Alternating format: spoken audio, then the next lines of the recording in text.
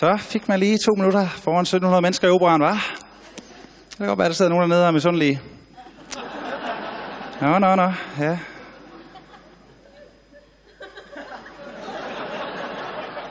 Kan da godt mærke, hvad I sidder og tænker nu? Og ja, jeg har en stor næse. Altså, ved jeg godt, hvad man siger om mænd med store næser. De har ingen jokes, så det bliver lidt svært. Men det har jeg ikke. Jeg har ingen jokes. Jeg tænkte 2 minutter. Hvorfor forberede jokes til det?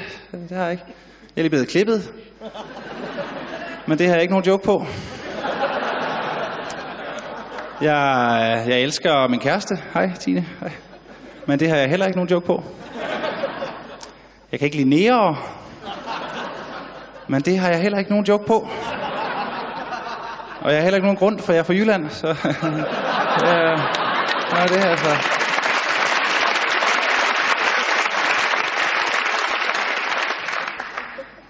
Sidste ting for mig. Ja. Skal jeg nok skynde mig videre. Er der nogen forhus?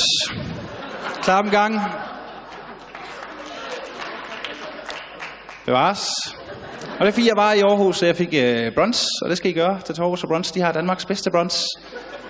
Fordi det er ikke bare sådan, at man får en tallerken med alle mulige ting, du ikke gider at spise. Du får lov at krydse af på sådan en lille seddel. Hvad vil du gerne have? Æblejoghurt, pandekager. Ja, hvad bygger jeg min krop med? Så er det sjove ved den her brunch, det er, at øverst på sedlen, der skal man lige skrive sit navn. Og der er jo lidt af en skør fyr. Lidt af en sjov type, klassens klovn, hvis I vil kalde mig det. Det var det gerne, så jeg skrev ikke mit eget navn.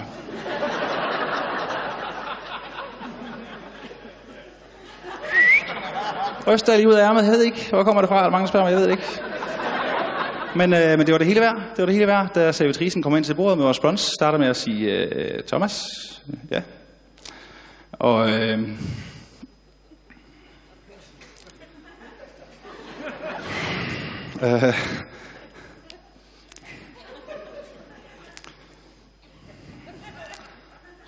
analdebut. Det var alt. Tak skal I have, det var hyggeligt at være her.